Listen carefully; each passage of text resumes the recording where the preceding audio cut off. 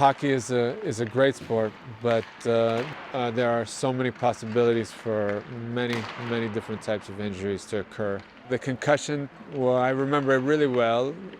I was playing in Lausanne. We were playing Bearmind, and toward the end of the game, I got hit unexpectedly, and suffered a concussion. And from that point on, it became very complicated, and I was never able to return to the sport. I have vague memories. The original impact was on this side, the secondary impact was on the other side, and knocked me unconscious. The person who got a blow on his head or her head has a period of time before the impact and after the impact where there are no memories, as if nothing has happened. This is also the definition of loss of consciousness. Probably very unwisely.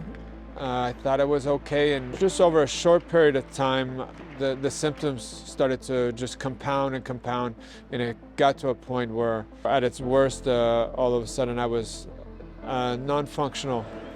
Lorsqu'il y a un impact sur le cerveau, sur la tête du joueur, pendant longtemps on pensait à la commotion. C'est-à-dire que c'était un gros impact et puis c'est quelque chose d'assez spectaculaire. Souvent le joueur reste par terre, perd connaissance. Mais ça, on sait aujourd'hui que c'est seulement dans 10% des cas. Dans 90% des cas, il y a déjà des lésions, mais le joueur peut continuer à jouer, lui-même ne se rend pas forcément compte qu'il y a des lésions. Et ce qu'on sait aussi aujourd'hui, c'est que ce n'est pas forcément que les gros impacts qui donnent des problèmes. Les petits impacts, les moyens impacts, mais le fait qu'ils soient répétés, on sait que ça crée déjà des lésions aussi à long terme sur la santé des joueurs. J'ai fait du sport pendant longtemps. J'ai commencé par le hockey, ensuite le rugby. Donc la problématique des commotions, c'est quelque chose à laquelle j'étais très sensible. Et puis à force d'aller à des conférences dans le cadre de ma thèse, j'ai un peu vu où en était l'état de l'art et j'ai pensé qu'on pouvait faire mieux. Bearmind, c'est une société qui a créé un système pour faire de la mesure des impacts crâniens et à partir des mesures qu'on a fait, estimer les risques de commotion. Donc l'idée, c'est de pouvoir utiliser ces informations en live pendant les matchs pour que les joueurs puissent, et le staff, être informés d'un potentiel risque de traumatisme.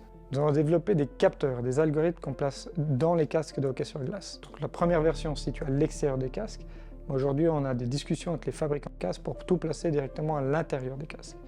Nos capteurs, ils sont de deux types. Donc on a les capteurs de mouvement, qui sont typiques, accéléromètre, gyroscope, magnétomètre, etc.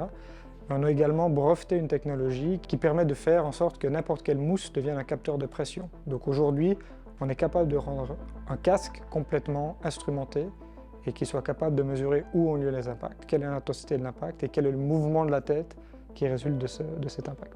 C'est quelque chose qu'aujourd'hui on est en train de valider avec le CHUV, avec les PFL, pour mieux comprendre ce qui se passe lorsqu'il y a un impact sévère, moyen ou petit et quels sont les traumatismes à court, moyen et long terme. Bonjour. Bonjour. Je m'appelle Jennifer et je vais vous faire l'IRM aujourd'hui. Well, if we look at this from the purely anatomical, structural side, there may be some focal lesions, means focal hemorrhages, bleeding, but this is just the tip of the iceberg. Underneath, we see that the cables which are connecting the different parts of the brain are eventually also damaged. You can imagine this as coaxial cables. That means there is a lead inside of copper. In our case, these are the prolongations of the nerve cells which reside on the surface of the brain. And around this there is a sort of isolation which is made by the so-called myelin. And this substance, myelin, is very important that information gets propagated very quickly.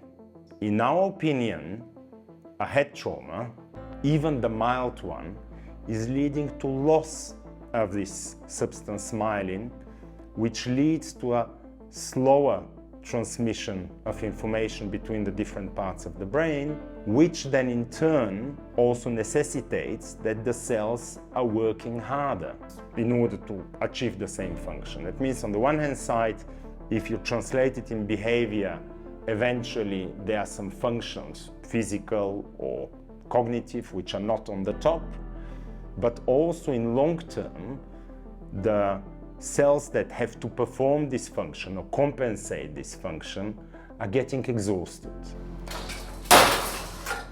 The first challenge is to provide the teams with a feedback system that can work in real time during games.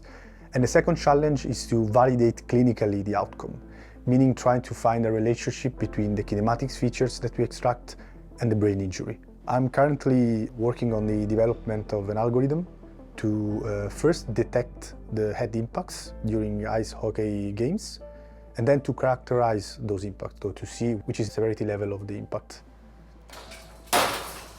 In the collaboration with Bearmind, the most interesting aspect is the translational context of the research. Bearmind is the leader of the project, but also the interface between the scientific development in EPFL in terms of data analytics, biomechanical models, and the end users, which are the coaches and hockey players.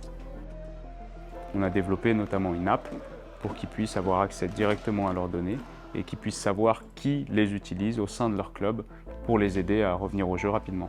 L'idée avec ce système, c'est vraiment de devenir proactif dans la gestion des commotions, c'est-à-dire de comprendre ce qui se passe, d'avoir des données objectives sur les résultats d'un match et de pouvoir prendre des actions en fonction, c'est-à-dire changer le programme d'entraînement d'un joueur, adapter sa charge de travail, finalement tout ce qui peut être mis en place pour qu'un joueur ait une récupération plus rapide, comme c'est le cas pour le cardio, le muscle du joueur, maintenant on va pouvoir le faire avec le cerveau.